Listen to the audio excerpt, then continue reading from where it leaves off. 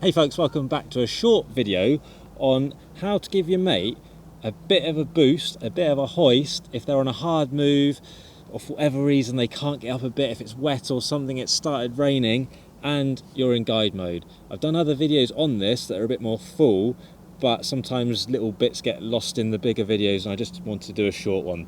I've got a pretty standard guide mode setup going on here. My climber is down there on this weighted line and they can't do a move, okay?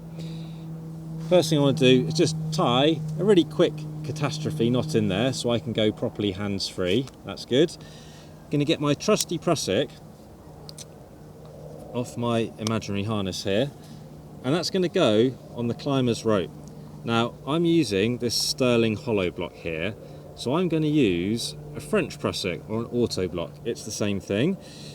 This works well in this situation because it's a sterling hollow block. In other circumstances with different prusiks, you might find yourself much better off using either a clem heist, nearly always works, or if the ropes are really wet and really skinny and your prusik's just not biting, go for a good old classic. Classic, hardest to release. Clem heist, not too bad to release.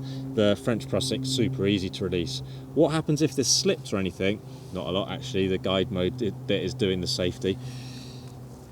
I put my rope into that there prusik, just looped through at the moment, still got the catastrophe knot in. I then push the prusik as far away as I can, basically. Use your feet and anything to push it down, down, down, down, down. More the merrier really, because it gives you more pulling distance. Once you're ready to go, undo that catastrophe knot, and it is as simple as that. Simple, but potentially hard work this bit. You're going to grab this rope and pull up on it really hard. You can see how the rope is going through the belay device, an ATC guide in this instance. That's good, that's taking in all the slack, isn't it? The prusik slipped, my climber slipped, I slipped because I got hit by a rock or something. That should still do its thing, shouldn't it?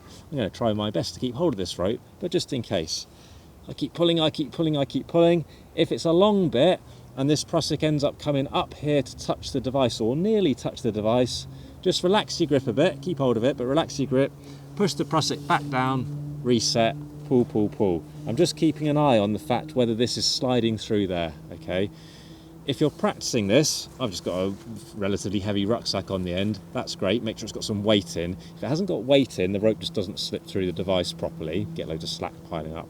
If you're going to do it with a real person, which I highly recommend at some point, because it's a lot harder than I'm making it look with my little few kilogram rucksack, make sure they stay safe. So whatever you're doing, be really thorough, and it could even be worth having a separate line to them as a backup, okay? So if you messed all this up, they'd still be nice and safe. That's really important when you're practicing this self-rescue stuff. But it's easy, isn't it?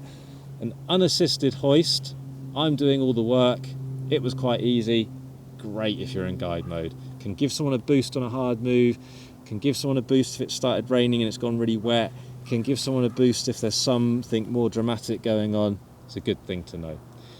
Questions? Chuck them in the comments below. As always, I will answer as best I can. Click that like button, smash the subscribe button, fast and Insta, Facebook user, buy me a coffee link to support me in the channel. All these things I say every time, massively appreciated. Thanks again for watching. More videos coming up very soon.